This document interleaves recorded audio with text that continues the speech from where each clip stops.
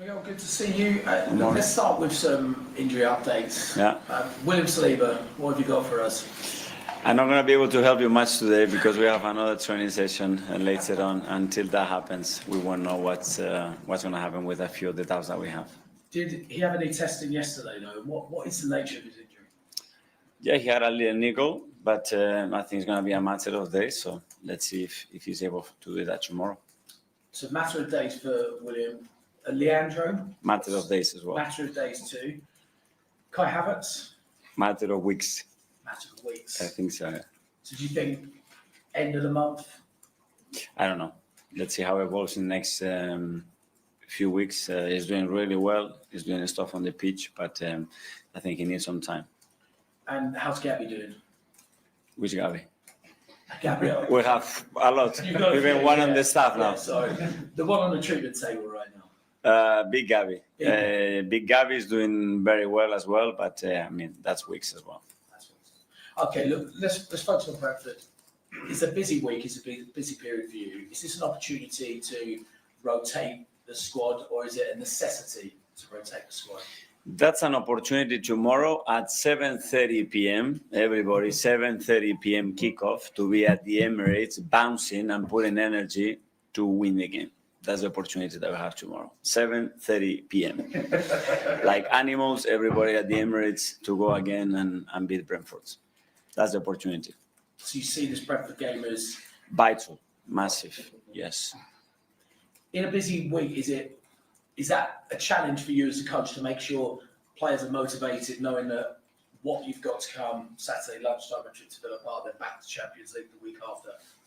No, because our motivation comes from preparation and how we prepare for every game to try to be better than the opposition. And where we are in the league and what we are doing, I mean, I don't think we need any more motivation than that. And look, it's a vital fixture, but I talked about rotation. We've seen a lot of minutes for Declan Rice had a really busy week, full-on week. During Timber, exactly the same. Are they the sort of players that potentially you could rest them a little bit against Brentford? We try to manage every case, every individual in relation to how they feel in the context of the matches, but just with the only purpose to have the best options on the pitch and to come to be better than the opponent. That's it. Opportunity for Ben White tomorrow? Opportunity for everybody, as I said. Okay, let's talk about Brentford and their physicality. Physicality seems to have been maybe a bit more of a challenge for your side this year when we think about Stadium Light against Sunderland, a very physical side. Certainly what happened at Stamford Bridge on Sunday. How prepared are you for the challenge that Brentford will offer, particularly that incredibly long throw of Michael Chiodi? Yeah. Well, that physicality comes from different areas in relation to the pitch, but I think every game that we play, when you look at intensity in the Premier League against any opponent, what is needed is incredible, and Brentford brings different threats, different challenges, as we all know, and you need to dominate that if you want to win again. A final one for me, Mikel. Danny Fark had some comments after his game against Manchester City about Donnarumma holding the ball, going down injured, taking a couple of minutes out of the game while Pep Guardiola was giving instructions on the sideline. He felt like it wasn't something that he likes to see. What's your opinion? Are we seeing that more, and not necessarily just from goalkeepers, but from outfield players going down at certain times of the game to kill time and maybe take the momentum out of games? Are we seeing it more, and is it something that maybe we should look at eradicating from the game in some way possible? The game evolves, the rules evolve, and that's going to be constant. And you look in the Premier League now, how many minutes are we playing? Actually, the effective time that we are playing, the effective time that we played on Sunday, there is a lot of things to look at and evolve. So that's an example, but there are many others that constantly the game and the rules have to be evolving because everybody tries to take an edge. Can you understand Danny Farker's frustration, though? Yeah, especially when you are in the other side. Yeah. Thanks, Mikel. Thanks, James. We'll go to Niv from the Premier League. Hi, good to see you. Declan Rice won the FSA Men's Player of the Year award, voted by the supporters across the UK. I can imagine when Declan joined just over 2 years ago, you had certain expectations of him. Mm-hmm. How much he exceeded those expectations? I think he's very close to what we believe that he could bring to the club, to the team, and the way he could grow personally as well. And I think he fully deserves it. I think he's been incredibly consistent throughout the last 2 years. Last season again in big matches, in big moments, he's stepping up, which is a massive thing. You want to fulfill that role at a big club, and I'm delighted that he got it. Can I ask you about another Mikel Merino? When he joined Arsenal, he already played over 200 games in the La Liga, won the Euros with Spain, a well-established midfielder. In your wildest dreams, did you ever imagine he'll become such a good striker? And as a manager as well, how much flexibility he was giving you? Yeah, as a striker, certainly not. But that's the thing as well that you learn when you sign a player. I knew that he could offer much more than what he had, and especially after I met him for the first time, because a player that has that amount of curiosity and the amount of question that he's asked, how will he is to learn constantly, the way he loves his profession and football. Yeah, it's difficult to put limits to that, because when someone wants to grow every single day, is that determined, that hungry to win and evolve and to be part of something, that's very powerful, and Mikel certainly has that. Can I please ask you about Christian Norgard? And the last time Brentford managed to beat Arsenal, he scored the second goal. What made you decide that Christian is the right fit for Arsenal, and what are the chances of him being involved more against his former side? Well, what I saw on the pitch, and then everything that I heard about him as a leader, and the role that he can fulfill, and the role that he was going to have here. And the moment I picked up the phone and spoke to him, he was super excited to join us. He brings something that we don't have in the squad, and I'm very happy to have him. Hi, Mikel. How are you? Very good, thank you. Goalkeepers, you've been speaking about how things are evolution regarding rules around goalkeepers. Your goalkeeper you brought in over 2 years ago now is approaching 100 Premier League games. Not a bad goalkeeper. It's an amazing goalkeeper, and yeah, it's a great story as well, and how it happened, because as well we tried to sign David much earlier. I think it was as soon as I arrived, almost, and he had to wait for another 2 years, and the start that he had and the journey that we had together, I think it's been phenomenal for us, and very happy to have him. You'll be playing this old team tomorrow. In terms of signings you've made, because you spent £100 million on Declan Rice, a lot of money on the players. Pound for pound, is he the best signing you've made? No, very difficult question to answer, but it's certainly one that is taking us to a different level, and it's certainly a player that has brought something different to our way of playing. Both teams like to score from set pieces. Does that mean that we're not going to see 2 many goals from open play tomorrow?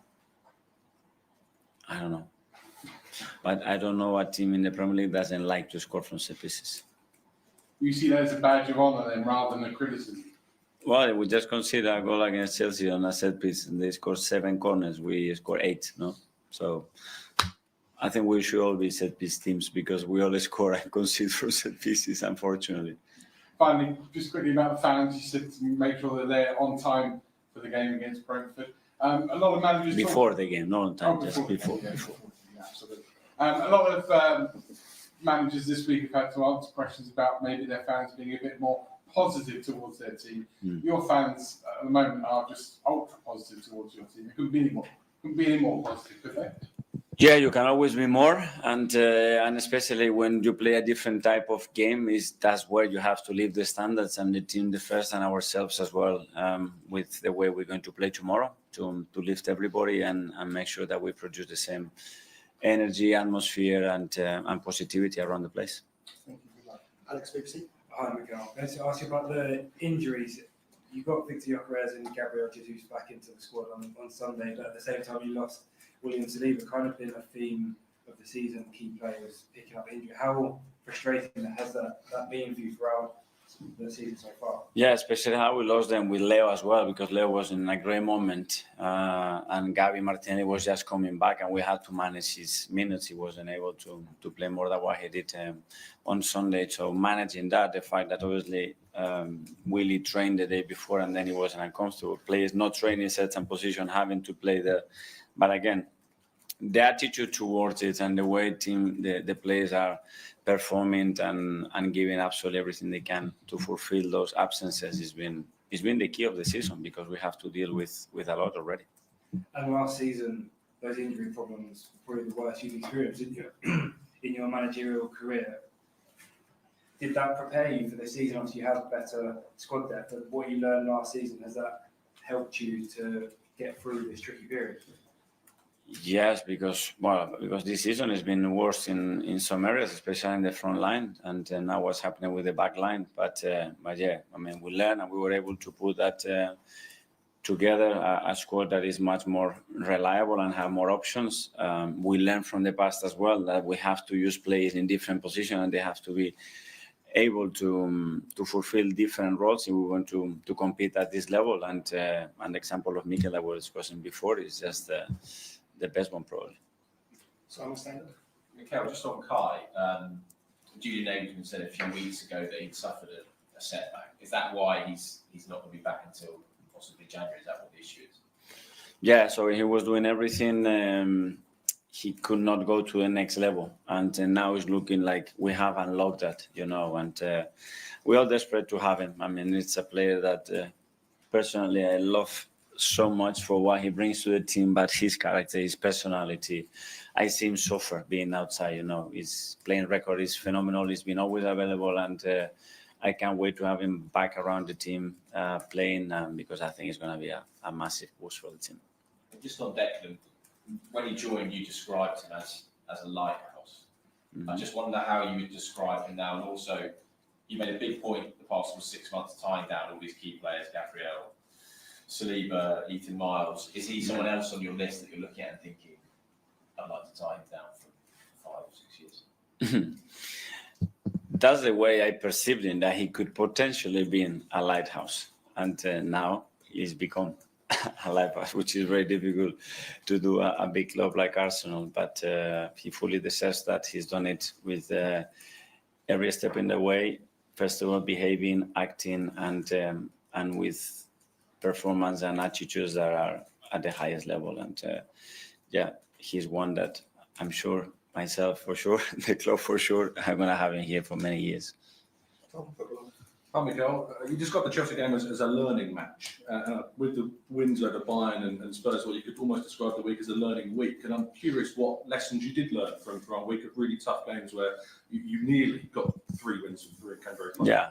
Well, starting from Spurs, I'm learning because I learned a lot as well about the international break again and what happened. For example, what happened with Gavi and how can we correct that and never happening again. Then we played a game in a way that again we have to learn, and watching them, you always learn from it. Bayern Munich brought different qualities, players that you don't see weekly, but we need the potential of it, and obviously what they were doing, and we took a lot from them. And the last weekend, the same. And the amount of games that you have to play within a game and what happened at Stamford Bridge in that sense, it's enormous because something is the perception of what happened, and after it's actually what happened and why it happened. So it was a huge learning.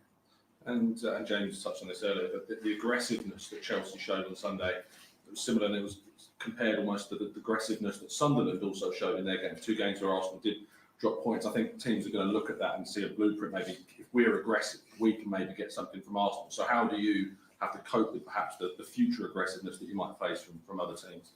I think every team in the Premier League, the first thing that they do is be aggressive. I mean, I don't think that's going to be something that teams are going to change at all. You take it to certain extremes. Hopefully, that will be looked after, like it should have been in the first action of the game on kickoff with Mosquera. But we have to deal, again, learn from it and use it in a better way, because we should have exploded what we had for a period of time. It wasn't 60 minutes because from 33 to 39 we didn't play, and then it was Piero and I played on the floor, and the next 4 minutes we didn't play, so almost a part of the second half.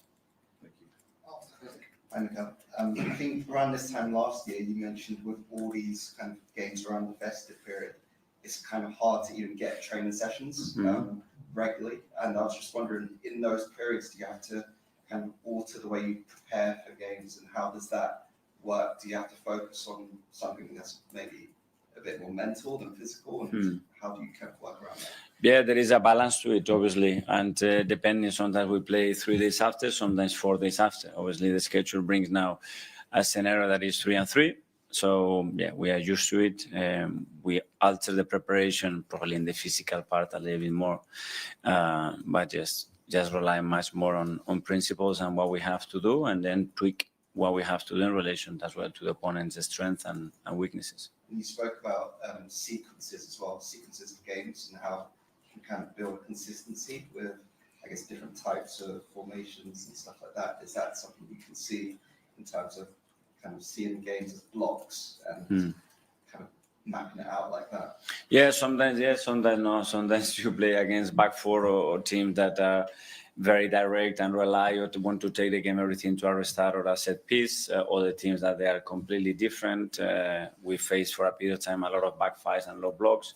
Then this block of 3 games has been different. So yeah, depending. Sometimes you are lucky, so you say, okay, now for this period, this is going to help us for the next few games, and sometimes you just have to alter game by game. And just on Saliba, with his injuries this season, I think they've been quite random, it seems. Is that how you see it? Because I think with the Anfield one, it was a twisted ankle. Yeah. And then how's this one come about? You mentioned he was uncomfortable in training. Well, the ankle one, it was a really random and very unlucky action that kept him out for a few weeks. He tried at Anfield, he wasn't comfortable, and he had to stay away. And this one as well, very bizarre, but hopefully will be a matter of days.